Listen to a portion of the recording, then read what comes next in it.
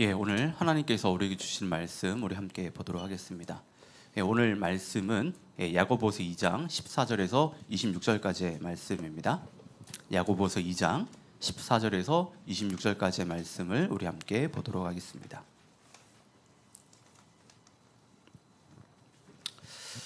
우리 한 절씩 우리 번갈아가면서 읽도록 하겠습니다. 제가 먼저 14절 읽습니다. 나의 형제자매 여러분, 누가 믿음이 있다고 말하면서도 행함이 없으면 무슨 소용이 있겠습니까? 그런 믿음이 그를 구원할 수 있겠습니까? 어떤 형제나 자매가 헐벗고 그날 먹을 것조차 없는데 여러분 가운데서 누가 그들에게 말하기를 평안히 가라, 몸을 따뜻하게 하고 배부르게 먹으십시오 하면서 말만 하고 몸에 필요한 것들을 주지 않는다고 하면 무슨 소용이 있겠습니까? 이와 같이 믿음의 행함이 따르지 않으면 그 자체만으로도 죽은 것입니다. 어떤 사람은 이렇게 말할 것입니다. 너에게는 믿음이 있고 나에게는 행함이 있다. 행함이 없는 너의 믿음을 나에게 보여라. 그리하면 나는 행함으로 나의 믿음을 너에게 보이겠다. 그대는 하나님께 한 분이심을 믿고 있습니다. 잘하는 일입니다. 그런데 귀신들로 그렇게 믿고 떱니다. 어리석은 사람이여, 그대는 행함이 없는 믿음은 쓸모가 없다는 것을 알고 싶습니까? 우리 조상 아브라함이 자기 아들 이삭을 제단에 바치고서 행함으로 의롭게 된 것이 아닙니까? 그대가 보는 대로 믿음이 그의 행함과 함께 작용을 한 것입니다. 그러므로 행함으로 믿음이 완전하게 되었습니다. 그래서 아브라함이 하나님을 믿으니 하나님께서 그것을 아브라함의 의로움으로 여기셨다 하고 한 성경 말씀이 이루어졌고, 또 사람들이 그를 하나님의 벗이라고 불렀습니다. 여러분이 아는 대로 사람은 행함으로 의롭게 되는 것이지 믿음으로만 되는 것이 아닙니다. 창녀 라합도 정탐꾼들을 접대하여 다른 길로 내보내서 행함으로 의롭게 된 것이 아닙니까? 다 함께 읽겠습니다. 영혼이 없는 몸이 죽은 것 같이 행함이 없는 믿음은 죽은 것입니다. 아멘.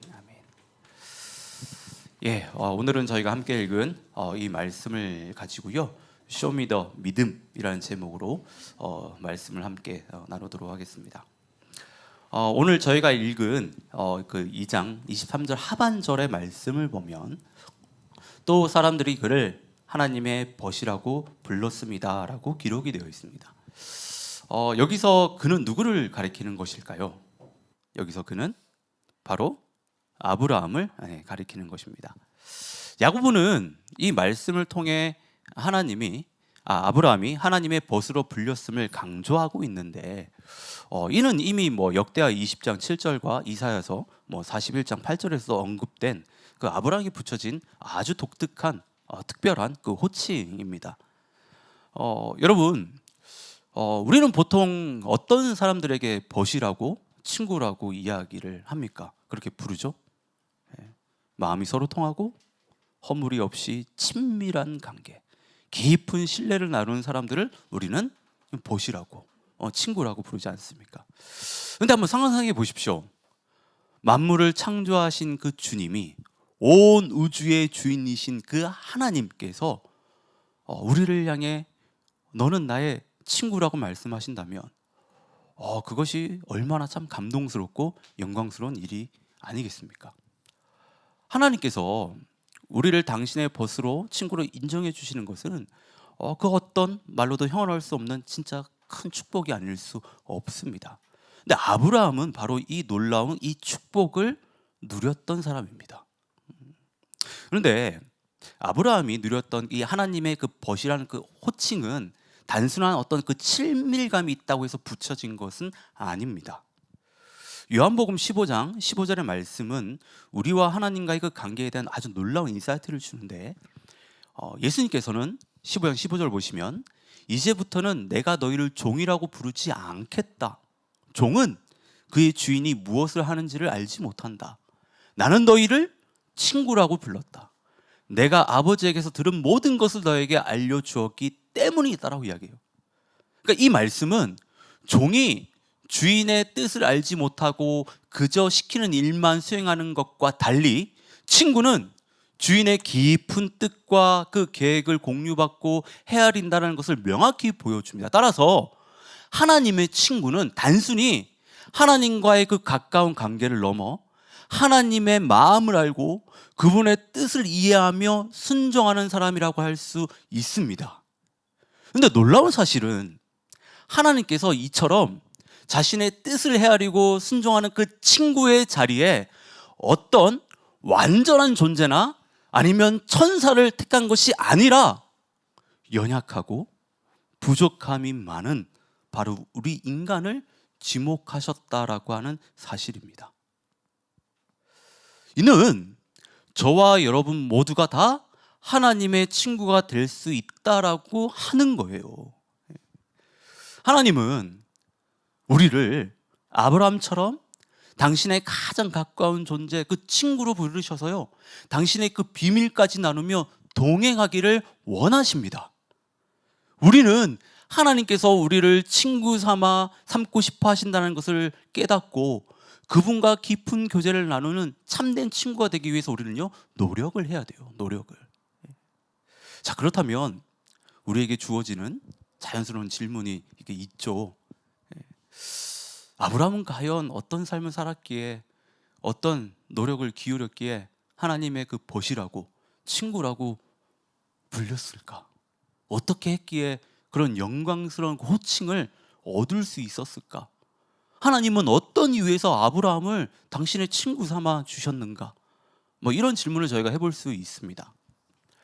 오늘 본문은 아브라함이 하나님의 친구가 될 수 있었던 그 이유에 대해서 야고보가 이야기를 하는데, 우리가 그 의미를 좀 제대로 이해하기 위해서는요, 그 아브라함의 믿음의 여정을 한번 살펴볼 필요가 있습니다. 바울은 아브라함을 가리켜서 뭐라고 이야기하냐면 믿음의 조상이라고 이야기를 하는데, 우리가 알아야 될 아주 중요한 사실은요, 아브라함은 처음부터 하나님을 믿었던 사람은 아닙니다. 요즘으로 치면 모태신앙이 아니었어요. 하나님에 대해서 전혀 몰랐던 사람이었습니다. 오히려 아브라함은요, 갈대아 우르에서 달의 신을 섬겼던 아버지의 영향을 받고 살았던 사람입니다. 성경에서는 아브라함이 어떻게 하나님을 알게 되었는지를 말하고 있지 않지만, 확실한 그 사실 한 가지는 하나님이 아브라함을 찾아오셨다라고 하는 거예요. 그리고 아브라함에게 네 고향 갈대아 우르를 떠나 내가 아브라함 너에게 보여줄 땅으로 가라고 말씀하셨습니다. 그러면서 창세기 12장 2절과 3절에 나오는 7가지의 축복을 너에게 줄 것이라고 이야기를 하셨습니다. 아브라함 입장에서 보면요, 매우 당황스러운 겁니다. 생판 알지도 못하는 하나님이라고 하는 신이 갑자기 짠하고 자기에게 나타나가지고 고향을 떠나라고 이야기하는 거예요. 그러면서 고향을 떠나면 7가지의 그 축복들을 너에게 주겠다라고 이렇게 이야기를 하는 겁니다. 아브라함 입장에서 생각해보면 어이가 없는 얘기예요, 지금. 그런데 아브라함은 하나님의 말씀에 순종해서 길을 나섰다라고 하는 거예요. 아브라함이 순종할 당시 아브라함의 상황을 좀 생각해보면 그렇게 좋은 상황은 아니었습니다. 그의 아내 사라가 아이를 낳지 못했는데, 그 시대에 결혼한 여인이 아이를 갖지 못하는 것은요, 그 가문의 엄청난 수치였어요. 수치. 심지어 신의 저주 때문이라고까지 생각될 정도였습니다. 남자의 아이를 출산하지 못하는 것은 가문의 미래, 곧 생존과 직결된 문제였으므로 아브라함은요, 자신의 그 시대에 그 가문의 어떤 그 대가 끊어질지도 모른다는 그런 위기감을 느꼈습니다. 아마도 그는 지푸라기라도 잡는 심정으로 하나님을 믿고 그 말씀에 순종하며 갈대아 우르를 떠나 하나님께서 보여주실 땅으로 향했을지도 모릅니다. 그런데 중요한 사실은 그가 어떤 이유로 고향을 떠났든지 간에 그가 하나님의 말씀을 믿고 나아갔다라고 하는 거예요. 히브리서 11장 8절이 이런 아브라함의 믿음을 아주 잘 설명해 주는데, 믿음으로 아브라함은 부르심을 받았을 때에 순종하고 장차 자기 몫으로 받을 땅을 향해 나아갔습니다. 그런데 그는 어디로 가는지는 알지 못하였지만 떠난 것입니다. 여러분, 여기서의 강조점은요, 믿음으로예요. 믿음으로. 믿음으로 갔다라고 하는 거예요. 어떤 이유에서 갔는지는 모르지만 하나님에 대한 그 믿음을 가지고 갔다라고 하는 겁니다. 아브라함이 하나님을 믿음으로 그분의 말씀에 순종해서 나아갔지만 그의 삶은요, 결코 순탄하지 않았어요. 믿음을 가지고 길을 떠났음에도 불구하고 그의 삶에는 아무런 눈에 보이는 어떤 변화가 일어나지 않았습니다. 창세기 12장에서 하나님께서 약속하신 그 7가지의 그 축복들이, 그 약속들이 전혀 이루어지지 않았어요. 이럴 때 얼마나 힘이 빠집니까? 하나님을 믿고 자신의 삶을 내려놓으면서까지 지금 왔는데 손에 쥐어진 것이 지금 하나도 없는 겁니다. 얼마나 좌절이 되고 낙심이 되고 기운이 빠졌겠습니까? 근데 여러분, 이는 우리도 그래요. 그냥 캐나다 한번 가봐야지 하면서 가벼운 마음으로 여기 온 지체들도 있을지 모르겠습니다. 예. 근데 여기 있는 대부분의 지체들은 하나님께서 나를 이곳 캐나다 밴쿠버로 부르셨다는 그 믿음을 가지고 왔을 것입니다. 그렇죠? 하나님의 말씀에 순종해서 이곳 밴쿠버에 왔어요. 저는 그렇게 믿습니다. 근데 막상 와 보니까 어떻습니까? 꽃길이 쫙 하고 펼쳐지던가요? 꽃길은 온데간데 없고 외노자의 길, 비자와 영주권을 얻기 위한 치열한 삶의 길만이 쫙 펼쳐지고 있다는 거예요. 이렇게 사는 것이 맞는지, 한국으로 돌아가야 되는 것은 아닌지, 그때 내가 정말 하나님의 말씀을 제대로 들은 것이 맞는지, 혹시 내가 착각한 것은 아닌지, 아니면 내 욕심 때문에 지금 내가 이곳에 와 있는 것은 아닌지 하는 그 의심과 갈등 속에서 하루하루를 살아가고 있지 않습니까? 믿음을 가지고 지금 이곳에 왔는데, 믿음을 가지고 한국을 떠나서 이곳에 왔는데 말이에요. 아브라함도 하나님의 말씀에 순종해서 믿음으로 고향을 떠났지만 바뀐 것이 아무것도 없습니다. 그런데 창세기 15장 6절을 보면요, 아브라함이 주님을 믿으니 주님께서는 아브라함의 그런 믿음을 의로 여기셨다라고 하는 거예요. 여기서 아브라함이 무엇을 믿냐면요, 바로 앞절에서 하나님이 너의 자손이 저 별처럼 많아질 것이라고 하는데 아브라함이 이걸 믿었다라고 하는 거예요. 동일한 거죠. 12장에서 얘기했던 그 축복과 그걸 믿었다라고 하는 겁니다. 여전히 그것을 믿었다라고 하는 겁니다. 그때 아브라함은요, 여러분, 자녀가 한 명이 없었습니다. 한 명도. 아브라함은 이미 이전에 네 자손이 아주 많게 될 것이라는 그 약속을 받았지만 그 약속이 10년이 지난 지금 바뀐 게 아무것도 없습니다. 아니, 보다 정확하게 이야기하면 이제는요, 더더욱 자녀를 가지기에 불가능한 몸이 돼버렸어요. 이때 아브라함 나이가 85살로 추정이 되는데 신체적으로 자녀를 낳고 하는 것이 불가능한 나이였어요. 그러니까 그동안 뭐예요? 10년 동안 허송세월 부른 거예요. 허송세월을 보낸 겁니다. 그러니까 시간만 그렇게 허비한 겁니다. 그런데 아브라함은 다시 하나님께서 너의 자손이 별처럼 많아질 것이라는 그 말씀을 믿었다라고 하는 거예요. 아무것도 기대할 수 없는 상황인데 아브라함은 하나님이 반드시 그렇게 해 주실 것이라는 것을 믿었습니다. 하나님은 아브라함의 그 믿음을 의롭다라고 하신 거예요. 의롭다라고. 지금 야보고가 23절에서 말하는 것이 바로 이 내용이에요. 이 내용.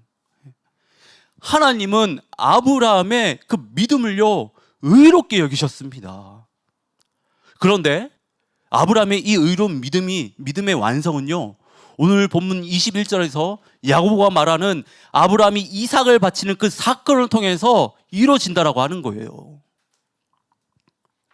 창세기 22장 1절을 보면 하나님이 아브라함을 부르세요. 아브라함을 시험하기 위해서, 믿음의 시험을 하기 위해서 부르세요. 하나님은 아브라함에게 이삭을 데리고 모리아 산으로 가서 그를 번제물로 드리라고 하십니다. 하나님 참 너무하시죠. 어떻게 아브라함에게 이삭을 바치라고 할 수 있습니까? 이삭은요, 아브라함의 전부예요. 전부. 하나님의 약속 그 하나만 믿고 고향을 떠나 오랜 세월과 그 고난을 거친 끝에 겨우 얻은 약속의 씨입니다. 믿음으로 얻은 씨예요. 그런데 하나님은 이런 이삭을 지금 제물로 바치라고 하십니다. 아브라함이 하나님께 이 명령을 받았을 때요, 아마 망치로 얻어맞은 것처럼 엄청난 충격을 받았을 겁니다. 그런데 아브라함은요, 이삭을 하나님께 바치기로 결단을 하고 하나님께 바친다라고 하는 거예요. 모리아산 제단에서 이삭을 묶고 칼로 내려치는 바로 그 순간 하나님은 천사를 통해 이삭에게 아무것도 행하지 말라라고 해요. 그러면 사실은 말씀이요, 22장 창세기 22장 12절의 중반절입니다. 다 함께 한번 읽어보도록 하겠습니다. 다 함께 읽겠습니다. 시작. 네가 너의 아들 너의 외아들까지도 나에게 아끼지 아니하니 네가 하나님 두려워하는 줄을 내가 이제 알았다. 네가 하나님 두려워하는 줄 내가 이제 알았다고. 이제 알았다. 다르게 이야기하면요, 나를 향한 그 믿음이 진짜라는 것을 내가 이제 알았다. 네가 가진 믿음이 진짜구나. 진짜구나. 지금 이 이야기 하시는 거예요. 여기서 우리가 한 가지 사실을 좀 확인해야 될 것이, 여러분들 궁금해 하실 거예요. 어떻게 아브라함이 이삭을 그렇게 하나님께 바칠 수 있었을까? 히브리서 11장 19절입니다. 하나님께서는 이삭을 죽은 사람들 가운데서도 되살리실 수 있다고 아브라함은 생각했던 것입니다. 그러므로 비유하자면 아브라함은 이삭을 죽은 사람들 가운데서 대받은 것입니다. 아브라함은 히브리서 11장 17절에서 이삭을 믿음으로 드렸다고 하는데, 그 믿음이 어떤 믿음이냐면 19절에서 지금 이야기하잖아요. 자신이 이삭을 하나님께 바쳤을 때 하나님께서는 이삭을 다시 살리실 것이라는 그 믿음이에요. 그 믿음. 아브라함은 이 믿음으로 이삭을 하나님께 바친 겁니다. 하나님은요, 아브라함의 이 믿음을 인정해 주시고 아브라함을 친구 삼으신 거예요. 여러분, 우리가 가진 믿음은 행함으로 드러나지 않으면요, 그 믿음이 진짜인지 가짜인지 우리는 결코 알 수 없습니다. 하나님은, 아브라함은 하나님께 이삭을 다시 살려주실 걸 굳게 믿었기에 이삭을 하나님께 기꺼이 바칠 수 있었던 거예요. 정말 하나님을 온전히 믿었기 때문에 그것이 가능한 일이었습니다. 이것이야말로 진짜 믿음이라고 하는 거예요. 진짜 믿음이라고 하는 증거잖아요. 이처럼 진짜 믿음은, 참된 믿음은 오늘 본문 22절에 말하는 것처럼 행함과 함께 작용을 하는 거예요. 아무리 내가 하나님에 대해서 믿는다라고 막 이야기를 해도, 주장을 해도, 내가 하나님에 대한 지식을 많이 갖고 있다고 해도 그것이 우리 삶을 통해서 구체적으로 드러나지 않으면 그 믿음은 아무 소용이 없습니다. 그건 죽은 믿음에 불과한 거예요. 야고보가 오늘 본문에서 말하는 것처럼 그 믿음은요, 우리를 구원할 수 없어요. 죽다 깨어나도 그 믿음은 우리를 구원할 수 없습니다. 근데 우리가 착각하는 것이요, 하나님을 아는 지식이 많으면 그것이 곧 믿음이라고 생각을 해요. 아닙니다. 아니에요. 하나님에 대한 지식은 비단 우리 인간들만이 가지고 있는 것이 아니에요. 19절을 보십시오.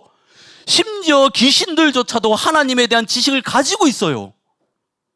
그러나 그들은 하나님을 전심을 다해 믿지 않았다고 하는 겁니다. 진정으로 하나님을 믿지 않았다고 하는 거예요.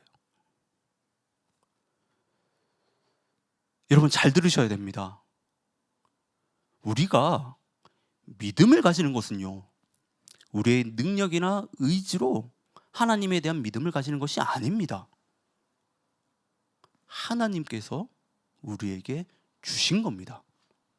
하나님께서 우리에게 주셨기 때문에 우리가 믿을 수 있는 거예요.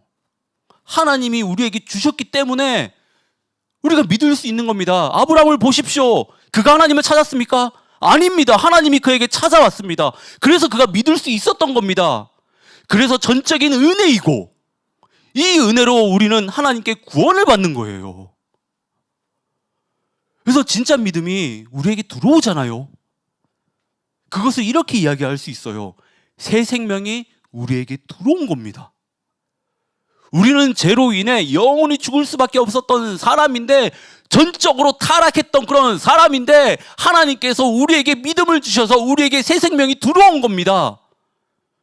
죽은 몸에 새 생명이 들어오면 어떻게 될까요? 살아 움직여요. 그 살아 움직이는 것을 통해서 우리는 그 사람이 살아있다라고 하는 것, 그 안에 생명이 있다라고 하는 것을, 그 안에 진짜 믿음이 있다라는 것을 우리가 알 수 있는 겁니다. 죽은 몸에 진짜 생명이 들어가지 않으면 절대 움직일 수 없습니다. 그 영혼은 깨어나지 못해요. 움직이지 못합니다. 그런데 우리는 오늘 본문에서 아브라함과 기생 라합의 어떤 예를 통해 보는 것처럼 뭔가 거창한 행함이 있어야지만이 우리의 믿음이 진짜라고 생각을 해요. 그 정도 경험이 되어져야지만이 내가 믿음이 있다라고 생각을 합니다. 아니에요, 여러분. 작은 것 한 가지라도, 새 생명이 들어와서 행동하는 작은 것 한 가지라도 행한다면 그 믿음이, 생명이 진짜인 겁니다. 내가 하나님을 믿기 전에는 영적으로 죽은 사람이었지만 하나님을 믿음으로 새 생명이 나에게 들어와서 그 새 생명으로 인하여서, 전에는 홈리스를 보거나 어려운 사람들이 보면 아무 생각이 나지 않았는데 이제는 그냥 스쳐 지나가는 것이 불편한 거예요. 왠지 그 사람들을 보면 불쌍해 보이는 겁니다. 긍휼해 보이는 겁니다. 뭔가 도와줘야 될 것 같아요. 그래서 뭐라도 하나님께 도와줍니다. 아브라함처럼, 아니면 기생 라합처럼 대단한 행동은 아니지만 하나님을 믿음으로 그 믿음의 뿌리를 둔 행동이 삶에서 무엇이든 간에 드러나기만 한다면 그 믿음은 하나님께서 인정해 주신 믿음이라고 하는 거예요. 여러분, 지금 여기에 나무가 지금 흔들리고 있다고 한번 상상해 보십시다. 우리는 그 흔들리는 나무 가지를 통해서 무엇을 알 수 있죠? 바람이 있다는 걸 알 수 있어요. 나무 가지가 흔들리지 않으면 우리는요, 바람이 있다는 걸 전혀 모릅니다. 왜? 바람은 눈에 보이지 않기 때문이에요. 여러분들이 정말로 하나님을 믿고 있다면 그 믿음은요, 반드시 어떤 모양으로든 어떤 모습으로든 삶 속에서 드러나게 되어 있습니다. 새 생명의 능력이 그만큼 크기 때문에. 그렇기 때문에 우리가 구해야 되는 것은요, 믿음을 행할 수 있게 해달라는 것이 아니에요. 우리 이런 기도 참 많이 하죠. 이게 아닙니다. 우리가 하나님 앞에 나와서 간절히 구해야 되는 것은 우리 안에 믿음이 더욱더 커지게 해달라고 하는 거예요. 여러분, 우리 안에요, 믿음이 더욱더 커지게 되잖아요.